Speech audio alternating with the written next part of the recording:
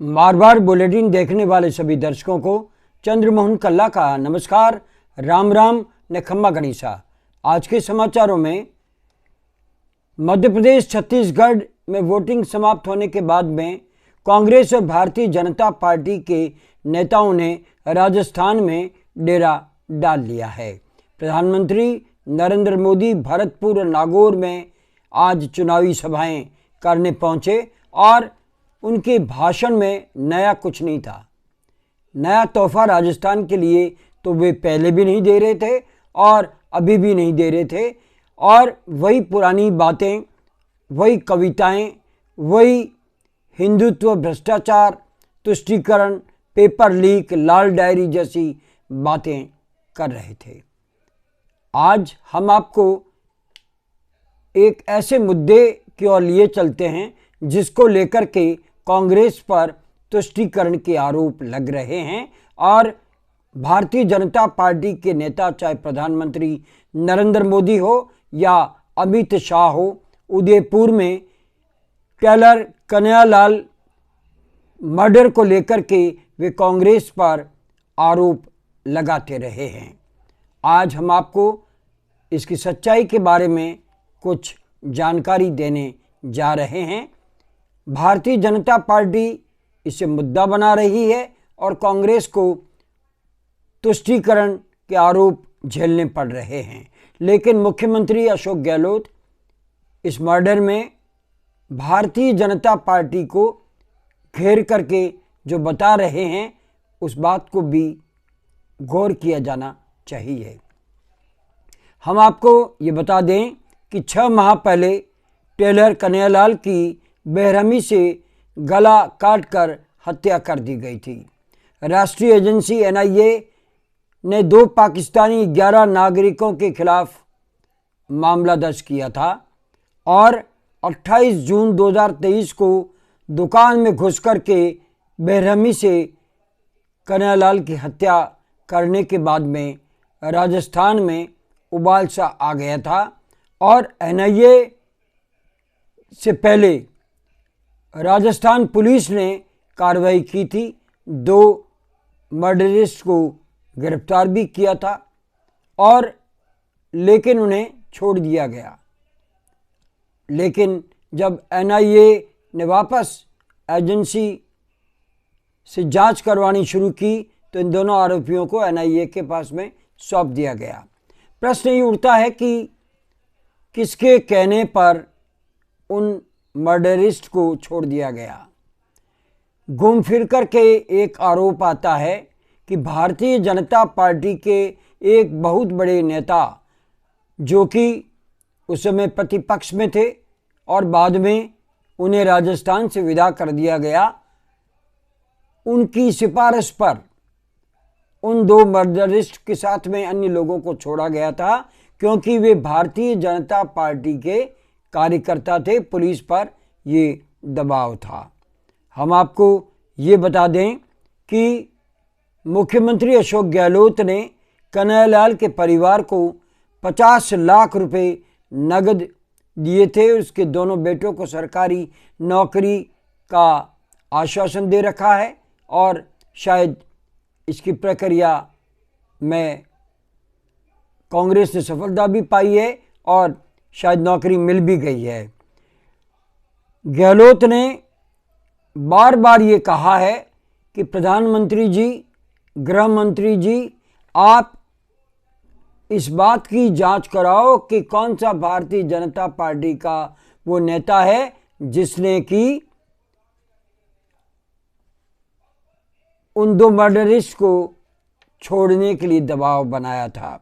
रियाज अली और घोष अहमद, ये 2 ऐसे हत्यारे थे जिन पर पाकिस्तानी होने का आरोप तो लगा, लेकिन कांग्रेस का आरोप है कि ये भारतीय जनता पार्टी के सक्रिय कार्यकर्ता थे। सबसे बड़ा प्रश्न ये उठता है कि NIA जैसी एजेंसी, जिसने कि पूरे मामले को अपने हाथ में ले लिया था, तो आज तक उन्हें पकड़ करके कड़ी से कड़ी सजा क्यों नहीं दी गई? एनआईए जैसी एजेंसी एक ऐसी एजेंसी है जो स्वतंत्र रूप से काम करती है। अगर इसमें पाकिस्तान का हाथ था तो फिर ऐसे मर्डरिस्ट को आप कब तक छोड़ सकते हो? इतनी रियायत क्यों? 6 महीने पहले का ये मामला है और एनआईए ने अभी तक इसमें चार्जशीट तक दाखिल नहीं की है।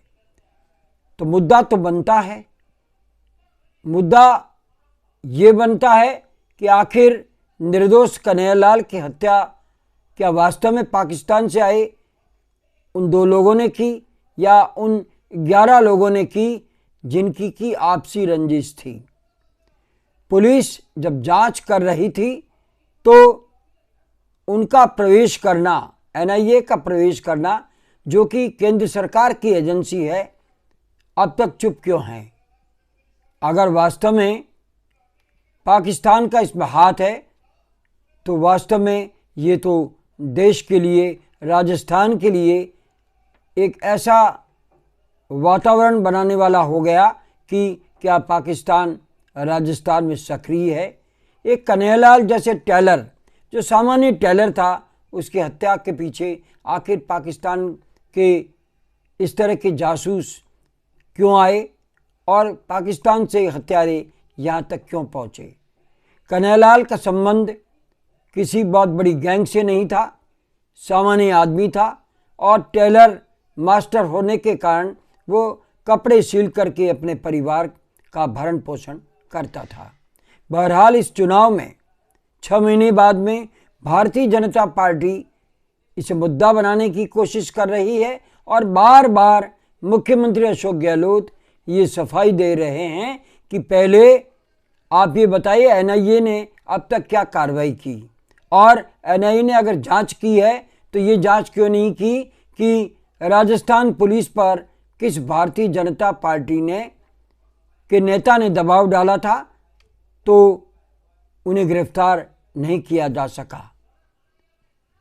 प्रश्न ये भी उठता है कि अगर राज कांग्रेस का था तो भारतीय जनता पार्टी के इस बड़े नेता की क्यों चली? उदयपुर पुलिस आखिरकार उस भारतीय जनता पार्टी के दबाव में क्यों आई? 2-3 दिन ये मामला चला और उसके बाद में एनआईए ने अपने हाथ में ये पूरा मामला ले लिया।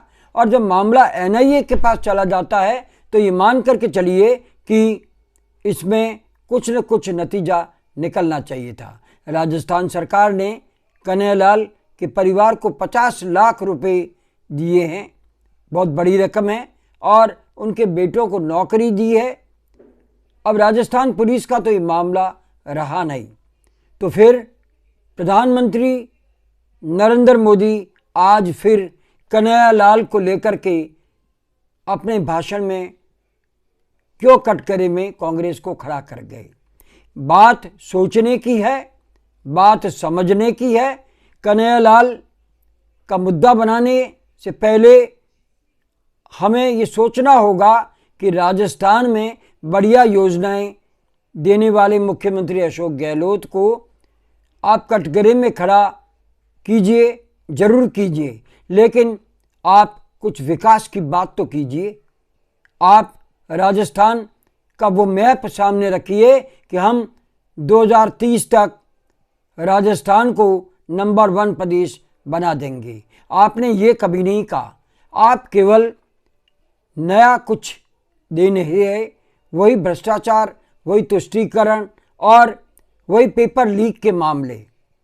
पेपर लीक में भी बहुत बड़ी कार्रवाई कांग्रेस ने की थी और इसमें कई लोगों को के घर तोड़ दिए गए और इसके सरगना को गिरफ्तार करके जेल भेज दिया गया। तो फिर आप अगर सत्ता में आने के लिए प्रयासरत हैं, आपके पास में मुख्यमंत्री का चेहरा भले ही नहीं हो, एक प्रधानमंत्री अगर राजस्थान में बार बार आ रहा है तो उसे कम से कम राजस्थान के लिए कुछ पैकेज तो घोषित करने चाहिए। जो घोषणा पत्र दिया वो तो कांग्रेस की कॉपी पेस्ट है। आपने उसमें जो अंक 7 घोषणाओं में मुख्यमंत्री अशोक गहलोत ने वायदे किए थे उसमें हेर फेर करके 500 की जगह 1000 या 1000 की जगह 500 करके इसे जनता के सामने रख दिया। सरकारें आती जाती रहेगी, लेकिन राजस्थान की जनता इस बात को लेकर के खुश है कि देश का प्रधानमंत्री पहली बार किसी विधानसभा चुनाव में इतनी बार राजस्थान आ गए और राजस्थान आकर के भी उन्होंने बहुत बड़ा कोई पैकेज राजस्थान को नहीं दिया। इस बात पर भी गौर करना चाहिए। दूसरी तरफ मुख्यमंत्री अशोक गहलोत हैं जिन्होंने कि राजस्थान की जनता को एक के बाद एक बड़ी योजनाएं न केवल दी बल्कि उसे क्रियान्वित भी कर दिखाई, जिसमें स्वास्थ्य की योजना हो, 500 रुपये में गैस हो और 100 यूनिट बिजली माफ़ हो।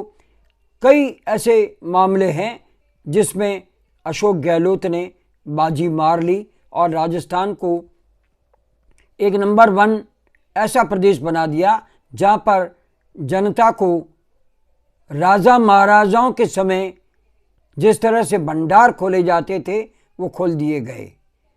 आप ये सोच रहे होंगे कि मैं किस विचारधारा से आपके सामने ये समाचार पेश कर रहा हूँ, लेकिन बात ये नहीं है। बात ये है कि अगर आप कन्हैयालाल का मामला सच्चाई से सामने लाते हैं, एनआईए जैसी जांच एजेंसी इसकी जांच करती है, तो फिर आप उन दोषियों को अब तक सजा क्यों नहीं दिला पाए? आप घोषित क्यों नहीं कर देते कि अगर हमारी सरकार आती है तो फलाना फलाना योजनाएं निःशुल्क होगी और हम राजस्थान को नंबर 1 बनाने में इतना समय लेंगे। आपके पास में राजस्थान का वो मैप है ही नहीं कि आप यहाँ पर 50 जिले बन चुके हैं तो मरु प्रदेश बना सकें, आप राजस्थानी भाषा को मान्यता दे सकें। लेकिन राजस्थान के लिए केंद्र सरकार की ओर से कोई पैकेज नहीं है। बस हम इसलिए खुश हैं कि बार बार प्रधानमंत्री नरेंद्र मोदी राजस्थान आ रहे हैं, उनके दर्शन आमजन कर रहे हैं। आपसे निवेदन रहेगा कि प्रधानमंत्री के सामने हम सभी मिलकर के ये मांग रखें कि राजस्थान में आप क्या पूरी तरह से बिजली फ्री कर देंगे? शायद नहीं। या आप किसी तरह से मरु प्रदेश की घोषणा कर देंगे? शायद नहीं। राजस्थानी भाषा को मान्यता दे देंगे? शायद नहीं। आज बस इतना ही। आपको ये बुलेटिन कैसा लगता है? अगर आपको ये बुलेटिन पसंद है तो इसे सब्सक्राइब करें, लाइक करें और शेयर करें। इजाज़त लेने से पहले 25 नवंबर को मतदान है। आप ज़्यादा से ज़्यादा वोटिंग करें और अपना सच्चा लोकतंत्र का प्रहरी जयपुर की विधानसभा में भेजें। अब हमें आज्ञा दीजिए। नमस्कार, जय हिंद, शुभ रात्रि, शब बखैर।